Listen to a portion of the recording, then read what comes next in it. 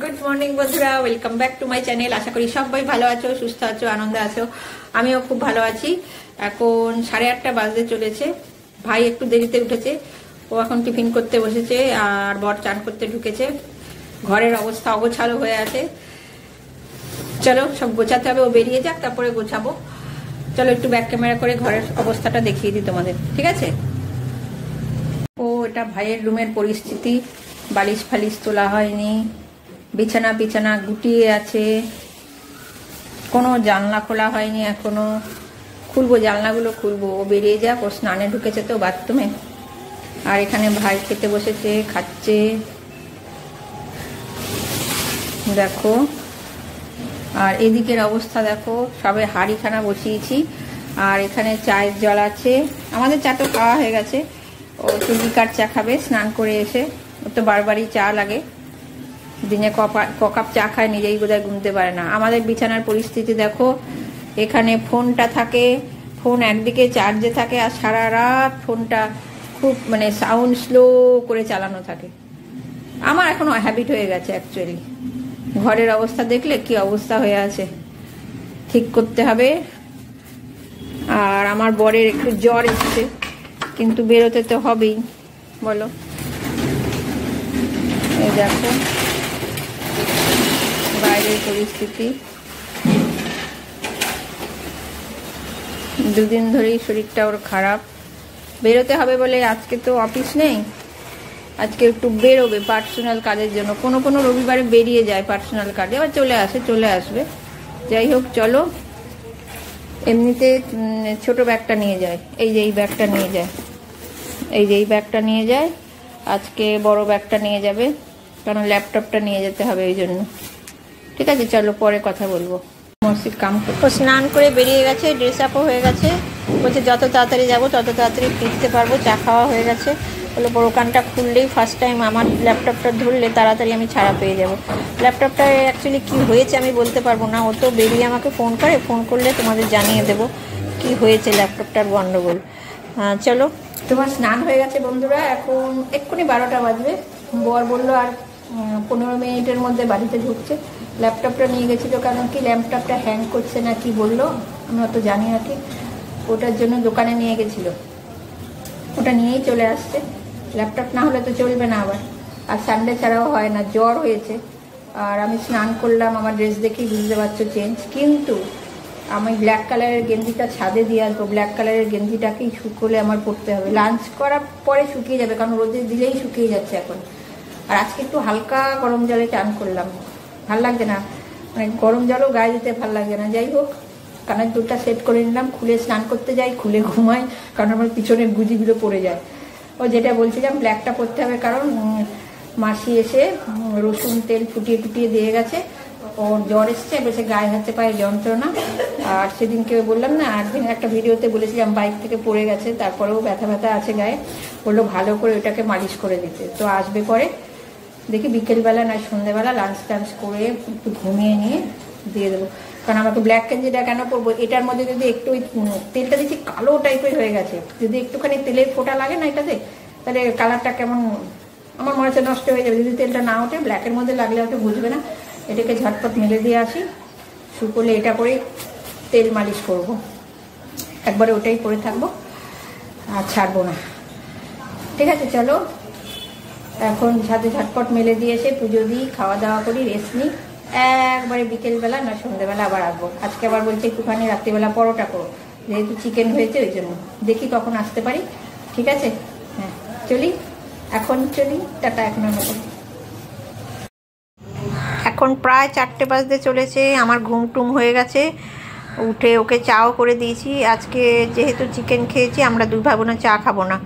ও তো কতবার খাবে তার ঠিক নেই। এখন লিকার চা করে দিলাম। আর দেখো, জামা কাপড়গুলো ভাঁজ করে নিয়ে ভাবছি কী করবো, আগে ওকে তেল মাখাবো না একটুখানি বসে নেবো, সেটাই চিন্তা করছি। আর অনেকে আছে সন্ধেবেলা চা খায়, আমাদের কিন্তু আমরা ঘুম থেকে উঠেই চা খেয়ে নিই। এটা একটা কি বলবো, এটা একটা হ্যাবিট হয়ে গেছে। তো যাই হোক, জামা কাপড়গুলো ভাঁজ করছি। আর এই টাওয়েল দুটো, এই একটা টাওয়েল আর একটা একদম এরকমই টাওয়েল আছে। আমার না গন্ডগোল হয়ে যায়, একটা ভাইয়ের চানের একটা আমার চানের। ওই জন্য আমি কী করেছি, ভাইয়ের টাওয়েলটার মধ্যে না একটা নেল পালিশ দিয়ে টিক দিয়ে রেখেছি। এখন যখনই ভাঁজ করতে যাই, নিতে যাই, জায়গায় রাখতে যাই, উল্টোপাল্টা হয়ে যায়। ওই জন্য টিকটাকে দেখে নিয়ে ভালো করে আমাকে রাখতে হয়। তোয়ালির কালার দুটো এক হওয়াতে এই সমস্যায় পড়ে গেছি। যাই হোক, জামা কাপড়গুলো ভাঁজ করে নিয়ে ওনাকে জিজ্ঞেস করব। উনি যদি বলে যে আমাকে আগে তেল দিয়ে দাও, তাই করব। উনি যদি বলে সন্ধেবেলা শুধু দেবো, তাই করব। কিন্তু আমার ইচ্ছা আছে রাত্রে একবারে শোবার আগে একটু তেলটা মালিশ করে দেওয়া। মাসি বললো রাত্রে শোবার আগে তেলটা মালিশ করলে ভালো কাজ হবে আর কি। দেখা যাক কত দূর কী করতে পারি। আমার কথায় তো হবে না, যাকে তেল মালিশ করব তারও মর্জি আছে, দেখি কি বলে। তবে এখন খুব শান্তশিষ্ট ল্যাজ বিশিষ্ট আমার স্বামী। এখন আমি যা বলছি তাই শুনছে। কেন শুনছে, কী জন্য শুনছে, সেটাও তোমাদের পরে বলবো। এটা হচ্ছে ওর বাই নেচার। 5-6 বছরে আমি এটুকু খুব ভালো চিনে গেছি ওকে। যাই হোক, জামা কাপড়গুলো ভাঁজ করে নিয়ে তারপরে তোমাদের কাছে আবার আসছি। দেখি কি করি, তোমাদের সঙ্গে সবটাই শেয়ার করব। দেখো, তেল মাখা শুরু করে দিয়েছি। জামা কাপড় ভাঁজ করেই আমার তেলটা মাখিয়ে দিচ্ছি। যদিও আমার নিজের ইচ্ছা এখন আমি তেল মাখাচ্ছি। ওই যে বললাম না, এখন আমি যা বলবো তাই হবে, তাও কারণ আছে। বিকেল আছে, দেখো অনেকখানি রোদ আছে এখনও। তেলটা মাখিয়ে দিয়ে তারপরে সন্ধে দেবো, দিয়ে ময়দা ফয়দাগুলো মাখবো। এই যে জ্বরটা হয়েছে না, এখানে ওরও অনেকখানি দোষ আছে বলি আমি। শীতটা একটু কমেছে পরেই ট্যাঙ্কের জল এখনও ঠান্ডা হয়ে থাকে আমাদের, সেই জল দিয়ে ও শাওয়ারে চান করে। এবার ডাইরেক্ট তালুর মধ্যে যদি ওই ঠান্ডা জলগুলো পড়ে, তাহলে আমার তো মনে হয় ঠান্ডা লাগার চান্স বেশি। যদিও ভাইরাল ফিভার বলছে, এটা সবারই হচ্ছে, কিন্তু এখানে ওরও দোষ আছে। আমি তো ওর দোষ খুঁচিয়ে খুঁচিয়ে বের করবই, এটা বাই নেচার। আমি করবই, কারণ কথা আমার শোনে নাও। আর যখন নাকি পরিস্থিতির চাপে পড়ে তখন আমার সব কথা শোনে। যেমন এই মোমেন্টে আমি যা বলছি তাই। আমি বললাম এখন তেলটা দিয়ে দিই, রাত্রে একবার তেল মালিশ করে দেবো। বাধ্য ছেলের মতন তাই মেনে নিল আর চুপচাপ শুয়ে আছে। এবার আমি যতক্ষণ তেল মালিশ করব, কোনো অধৈর্য নেই, কোনো বিরক্তি নেই, তাই মেনে নেবে। কে আর বলবো তোমাদের দুঃখের কথা। যাই হোক, তেলটা দিয়ে আটা ফাটা মাখি নিয়ে দেখি আমি একটু কখন বসতে পাই। আমারও শরীরটা খুব একটা ভালো লাগছে না, কেমন খালি মনে হচ্ছে কি নির্জীব লাগছে। মনে হচ্ছে কোনো কাজকর্ম করি না, শুয়ে থাকি, ঘুমাই। এটা ওয়েদারের জন্য হচ্ছে, সবাই বলছে ওয়েদারের জন্য এরকম একটা হচ্ছে। যাই হোক, আমাকে তো আর কেউ তেল মালিশ করে দেবে না বলো। আমার তেল মালিশ করার প্রয়োজনও হয় না। এরকম তেল মালিশ করতে হলে আমার গা ঘিন করবে যদিও। চলো, এখানে দেখো আমি আটা ময়দা মাখতে বসে পড়েছি। এখন সন্ধে দিয়ে বসে পড়েছি, কাঁচ দিয়ে দেখতেই পাচ্ছ সন্ধে হয়ে গেছে। আর আমি বকবক করে যাচ্ছি, ও বলছে আরম্ভ করলে আর থামে না। এটা হবারই ছিল, কিন্তু এটা হবারই ছিল বলে তো আমি মানবো না। যেহেতু শাওয়ারের জলে চান করেছে, আমার কথা শোনেনি। আর একটা ঠাকুর বাড়ি থেকে কি মাদুলি পড়েছে, সেটা দিয়ে ওর হাত পা কেটে যাচ্ছে বলছে। ওই জন্য আমি দেখে বললাম, তোমার যে মাদুলিটা মোম দিয়ে বন্ধ করা মুখটা, সেটা আমি গুটিয়ে ভোতা করে দিই। আমারটা পড়তে ভোতা হয়ে গেছে। আমার একটা মাদুলি আছে অবশ্য, সেটা ছোট, তোমরা হয়তো দেখে থাকবে খেয়াল করলে। তো বলছে না, আমার মাদুলি গুটিয়ে তুমি ভেঙেই দেবে। আমরা তাহলে থাকো, কাটাচেরা শরীর নিয়ে কী আর করবো। ও ফোনটা দেখছে, কিন্তু ফোন দেখছে না, আমার কথাগুলো অ্যাভয়েড করার যথেষ্ট চেষ্টা করে যাচ্ছে। আমি অত ছাড়বার পাত্রী নই। আরেকটা কথা তোমাদেরকে বলি, জানো তো, আমার ভাইও আমার সঙ্গে আছে, দেখছো। ভাই হচ্ছে বাবা মায়ের ছেলে, তাকে দেখে শুনে রাখা খুব সহজ ব্যাপার। আর এই শ্বশুর শাশুড়ির ছেলে দেখে শুনে রাখা খুব কঠিন ব্যাপার। কেন বলছি জানো? উনি তো বয়োজ্যেষ্ঠ, উনি আমার কথা কেন শুনবে? এবার দেখো, কোন কমেডি একটা দেখছে ফোনে, আমাকে দেখাচ্ছে, আমার মনটাকে ডাইভার্ট করার জন্য আবার চেষ্টা করছে।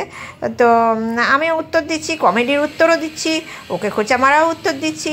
আমি আর কি সব কাজ একসাথে করে যাচ্ছি। আমি অল ইন ওয়ান সব কিছু করে যাচ্ছি। আর আজকেই সুযোগ পেয়েছি, কারণ কালকে তো আবার অফিস চলে যাবে।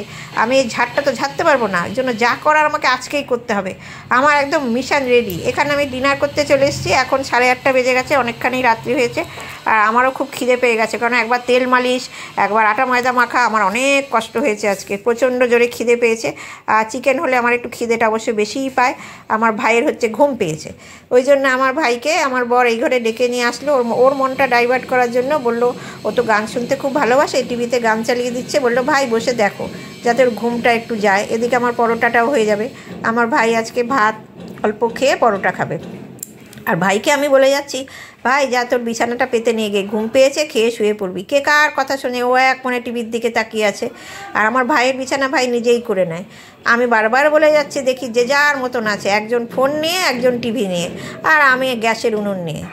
মানে গ্যাস ওভেনে পরোটা নিয়ে যে যার কাজ করে যাচ্ছি, মুখটা আমার বন্ধ নেই। আবার দেখো এখানে বলছি ভাই যা রে, ভাই বসেই আছে, মানে আমার কথা কেউ পাত্তাই দিচ্ছে না। আমি যত এদেরকে সঙ্গে কথা কম বলতে চাই, কিন্তু আমাকে কথাটা বেশি বলতে হয় এদের কারণে, এরা কিন্তু বোঝে না। তারপরে আমার বর বলে যে মুখটা শুরু করলে আর বন্ধ হয় না। বন্ধটা হবে কি করে বলো, কি কার্যকলাপ করে এটা তো এরা ভেবে দেখে না। যাই হোক, এই পরোটাটাই আমার শেষ পরোটা, ওই জন্য ভাইকে বললাম যা। তা এখানে আমাদের ডিনার হয়ে গেছে। ভাই আমার লেকচার শুনে এখন তাড়াতাড়ি বিছানা পাতা শুরু করে দিয়েছে, আর টেবিলও মোছা হয়ে গেছে।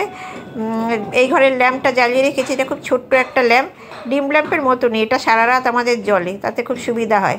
তো চলো ভাইয়ের রুমটায় দেখাই এবার ভাই কী করছে। ওই দেখো তাড়াতাড়ি এখনও কম্বল নিতে ব্যস্ত, মানে কতক্ষণে আমার মুখটা বন্ধ হবে। ওর বিছানা ওইরকম পেতে নেয়। তো আমাদের রুমে চলো, আমাদের রুমে একই পরিস্থিতি দেখতে পাবে, একদিকে টিভি একদিকে ফোন। ওই যে বললাম মানে বয়োজ্যেষ্ঠ মানুষ তো, ও হো, আমি কিচেনের লাইটটাই অফ করতে ভুলে গেছি বকবকের ঠেলায়। তো চলো আমার ভিডিওটা আমাদের রুম দিয়েই শেষ করলাম। টিভি ফোন কী যে দেখে ছাতার মাথা আমি বুঝি না, সবই একসাথে চলে। তো চলো বেশি কথা বলবো না, ভিডিওটা এন্ড করবো। তোমরা ততক্ষণ সবাই সুস্থ থেকো, ভালো থেকো, আনন্দ থেকো। Good night.